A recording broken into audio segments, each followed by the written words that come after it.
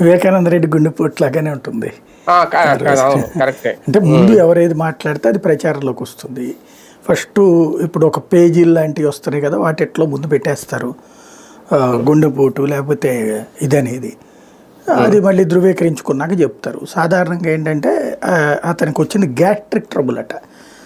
Gastric trouble గుండెపోటు లాగానే ఉంటుంది, పట్టేస్తుంది, గుండె ఇట్లా పట్టుకుని వెళ్తారు సాధారణంగా. గ్యాస్ట్రిక్ ట్రబుల్ గురించి తెలిసిన వాళ్ళకి బాగా తెలుసు, నాకు బాగా తెలుసు. మా ఇంట్లో మా నాన్న చూసాం ఆయన్ని.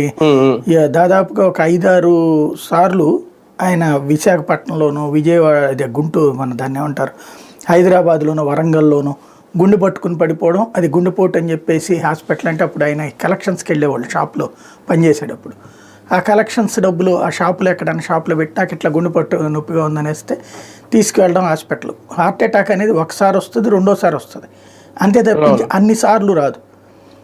దాదాపుగా 4-5 సార్లు అట్లా మళ్ళీ హార్ట్ అటాక్ అని చెప్పి హాస్పిటల్లో చేరడం. ఆ హాస్పిటల్లో డాక్టర్లు ఆ గుండెకి సంబంధించిన ఇంజక్షన్లు అవన్నీ చేస్తుండేవాళ్ళు.